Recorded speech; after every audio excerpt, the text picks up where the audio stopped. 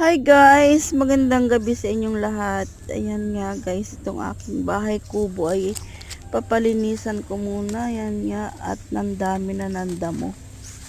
Dahil hindi nakapaglinis sa sobrang busy ba naman ng aking pamangkin na nakatira dyan.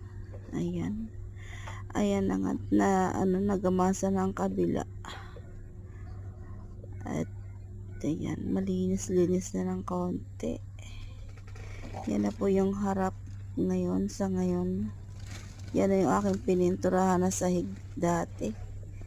Yan yung gilid na hindi pa napipinis guys.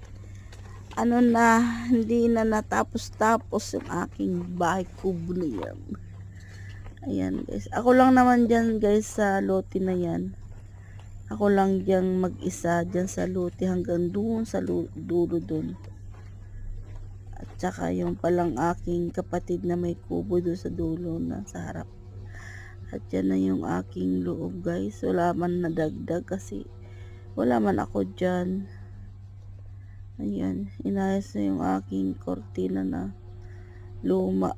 Hindi pa rin nakabili ng bago guys. At ayan na nga guys, kaya nagpalinis ngayon ay darating ang aming apo-apo na yan. Ayan, cute na baby na yan. Nako. Ay, maglapit na siya mag-isang taon guys.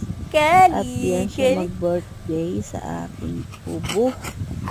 Sa ngayon guys, nasa sila sa Cavite, pero aalis na sila din mamaya. Madaling araw, going back to Mindoro na. Ayan, nung siya umalis, baby pa siya ngayon, malaki na siya. Ayan, marunong na siyang tumayo mag-isa. Hi, Kali Bongbong. Ayan na si Kali. Ayan, nung umuwi ako dyan guys sa Pilipinas, isang buwan na siya. Ay, ang cute naman yan. Ang cute naman talaga ng baby na yan. Nakagigil talaga yung baby Kali na yan. Kali Bongbong. Parang babae. Kali.